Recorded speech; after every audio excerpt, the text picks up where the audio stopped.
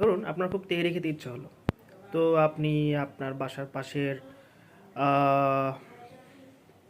বিরিয়ানি এবং তেহারি হাউসে গেলেন, তেহারি একটা অর্ডার করলেন এবং আপনি পার্সেল নিলেন যাতে বাসায় এসে আপনি আপনার পরিচিত কারোর সাথে খেতে পারেন। তো সেখানে যেটা হয়, অনেক সময় স্যালাড দেওয়ার সময় অথবা এক্সট্রা কোনো কিছু দেওয়ার সময় সেটা প্যাকেটিং করতে অনেক সময় স্টাপলার ব্যবহার করা হয়।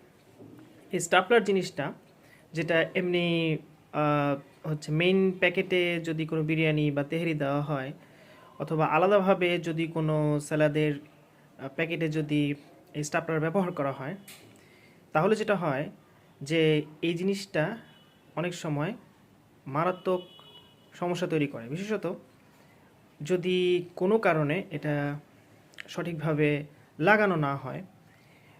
বিশেষত যদি ছোট বাচ্চা, শিশু অথবা বয়স্কদের সাথে খাওয়ার সময় যদি এই স্টাপলারের পিনগুলো সঠিকভাবে কোনো কারণে যদি না লেগে খাবারের মধ্যে পড়ে যায়, তাহলে কিন্তু মারাত্মক দুর্ঘটনা ঘটার সম্ভাবনা থাকে।